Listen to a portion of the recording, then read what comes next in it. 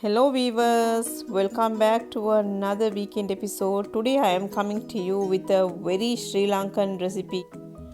Roasted all-purpose flour pittu accompanied with some beef curry, potato curry cooked with coconut milk and some katta sambal. This is very tempting, especially when the whole house smells like pittu when you are steaming it, and it is my favorite.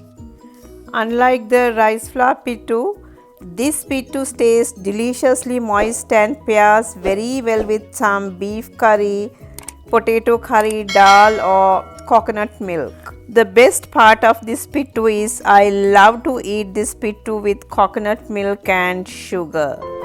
Subscribe to Nazeema's Taste of Home. Press the bell icon for latest updates. First, let's add 4 cups of all-purpose flour in a hot wok in medium heat and roast it till it gives out a really nice aroma and changes its color to a very light brown color. Have patience and roast it for about 20 to 25 minutes until you get a nice aroma and a golden light brown, and leave it to cool and sift it to a bowl. I'm going to use this tomorrow, so I'm going to store this in a container. Now let's take a large bowl and I'm going to add 3 cups of roasted all-purpose flour. Add some salt and give it a good mix. Sprinkle water little by little while mixing the flour till the flour is moist. Mix and start gently forming the pittu with your fingers. You have to move your fingers in a circular motion as you are rubbing on the top layer of the flour. And then let's add half a cup of cooked rice or leftover rice and 1.5 cups of shredded coconut. And now let's mix again in a circular movement. Break all the tiny lumps in the flour with your fingertips. Sprinkle more flour and make it really crumbly like small tiny pebbles. When the puttu mixture will be crumbly, you can hold the puttu mixture tightly in the palm of your hands. It will hold together like a ball. When you release it, it will break apart. That's the consistency we want to make the puttu. Have patience and take your own time to make this puttu mixture, and it took me about 20 minutes to do this. I'm going to store this in the refrigerator till the evening, and then I'm going to boil some potatoes in a pan. Meal preparation doesn't have to be complicated. This easy beef and potato curry is what I make when I don't want to think too hard. It's easy, always satisfying, and there is plenty of room for customization. If you aren't on the meal prepping wagon yet, it's time to hop on. Even if your home is different from mine, you should still try it. Meal prepping isn't just for busy families like mine, but for everyone who is organized. Okay, now I'm going to cook the beef now. Heat a pressure cooker, add some oil, and when the oil heats up, add some fenugreek seeds and cumin seeds along with finely chopped onions and ginger garlic paste, rampe and curry leaves, and saute it for a minute.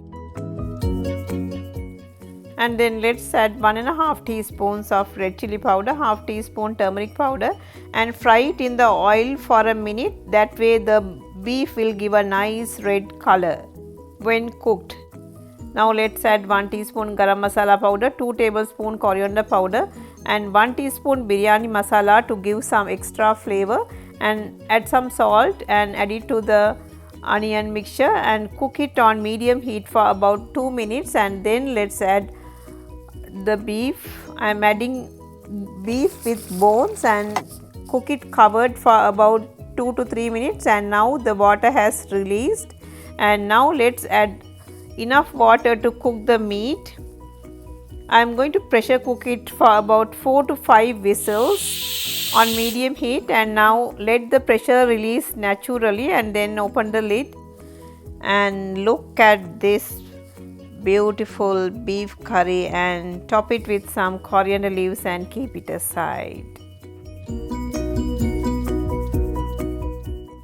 Now let's cook the potato curry. Heat a pan, add some oil. When the oil heats up, add cumin seeds, fenugreek seeds, curry leaves and rampe along with some chopped onion, medium sized tomato, half teaspoon turmeric powder, half teaspoon red chili powder, half teaspoon garam masala powder, and now let's add the boiled potatoes and give it a good mix and cook it on medium heat for a minute, and then let's add the second milk of the coconut milk and cook it for about 2 or 3 minutes.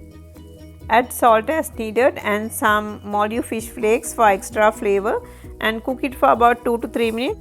And finally add half a cup of very thick coconut milk, give it a good mix and add some curry leaves and about 3 to 4 green chilies. And finally let's add 1 egg and give it a good mix. This egg will make the gravy thick and really tasty, and my mom used to do this. And now put off the heat and keep it aside. Now finally let's make the katta sambal. Add all the ingredients to a mortar and pestle and crush them and then pound the ingredients to develop their flavor.